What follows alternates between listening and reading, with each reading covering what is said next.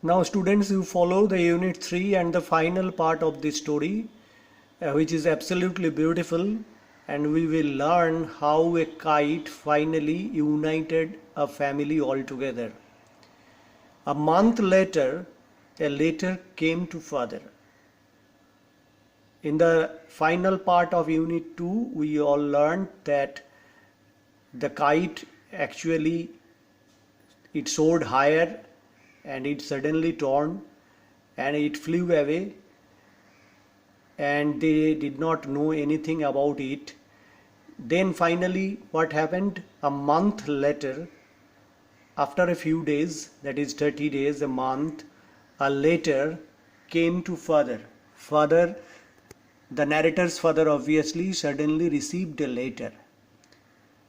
He quickly went through the letter, and what did he get there? He finished reading it. His eyes looked as if he had been crying. Both the narrator and Claude watched their father. He was on the verge of breaking down. He felt sorry. He was almost crying, and he started telling like this: "Do you want to know what became of your kite?" He asked the narrator and Claude. They didn't really have any idea what happened to the torn kite. Now father started telling what actually happened. "Do you know? Do you actually want to know what became of your kite?" He said. Then he sat down. He was very depressed.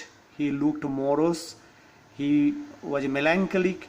He sat down beside Claude and the narrator and told the entire story, the story for which the narrator and Claude waited for so long.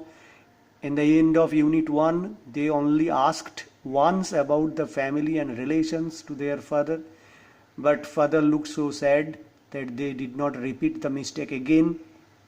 Now father himself started telling what actually happened in the past. Father had a brother and a sister.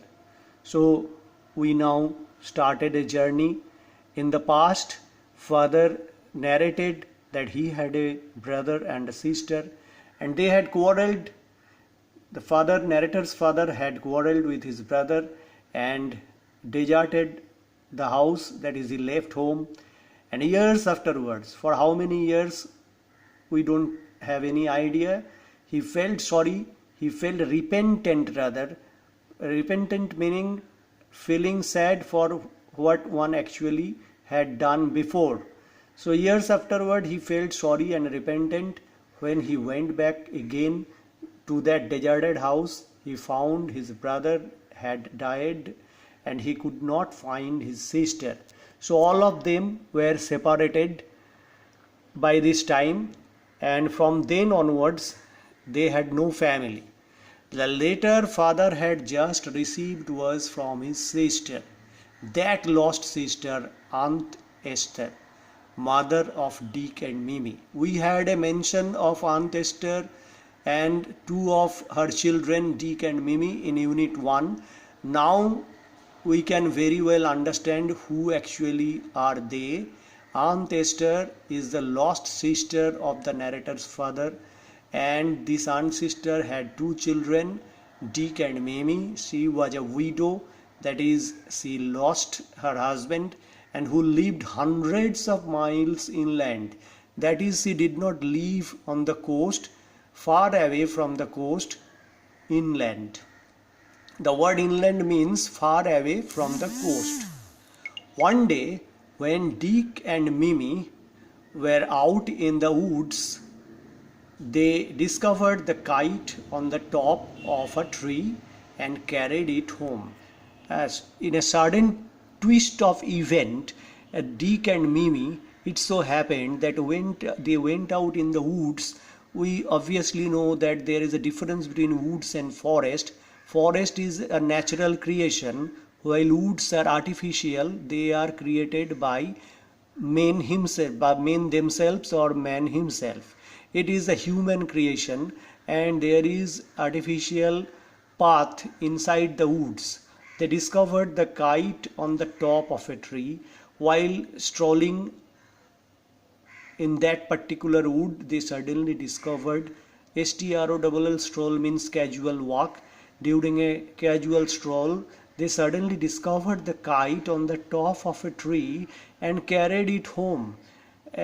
With no interest at all in their mind, they just carried the kite uh, to their home, and their mother suddenly came across the kite and she found that the kite was patched with the letter. That old letter we had learnt about it in unit 2, when we found that the torn kite rather, was patched with an old letter. And now the mother of Dick and Mimi, they found that the same kite patched with the old letter. She now turned pale in fear, in emotion. She became very emotional. It was the very letter she had once written to her brother. Philippa was his mother's name and Claude was her father's. Now you see how the entire family all on a sudden has been united, and quite unknowingly this occurred.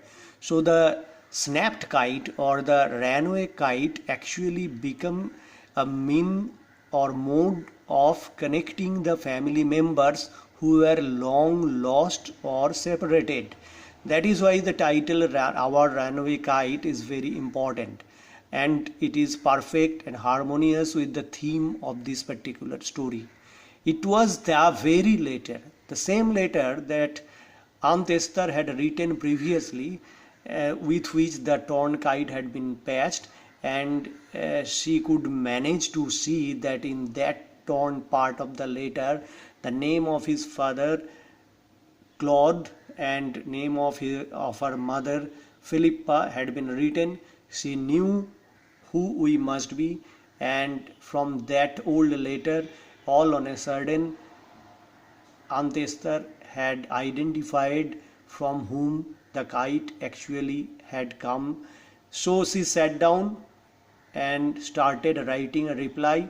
She wrote to Big Half Moon, and now father received the letter. What happened after that? Next day, the very next day, father went and brought Aunt Esther and Dick and Mimi with him. Father did not wait long because he also was in search of a family. So father went very quickly and brought Aunt Esther and Dick and Mimi with him. They have been here ever since. In the beginning of the story in unit 1, mention has been made of Aunt Esther and Dick and Mimi. Since then, the narrator of the story was telling how it all happened with the help of a runaway kite. Now we can very well solve the mystery. Father went there and brought Aunt Esther and Dick and Mimi, and from then onwards, now they became the family members of the narrator and Claude. Aunt Esther is a dear and Dick and Mimi are too jolly for words. Aunt Esther is very affectionate to Claude and the narrator, while Dick and Mimi, they have a very cheerful disposition, that is behavior.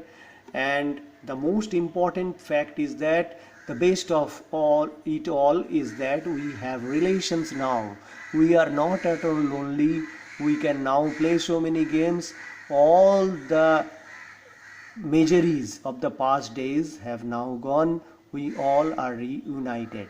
Now, boys and girls, we have completed this lesson entirely, and for the next day you will do these task comprehension exercises, question number 7, A, B, and the other parts. You will do also question number 8 and 9, and I shall later discuss grammar in use in my next class.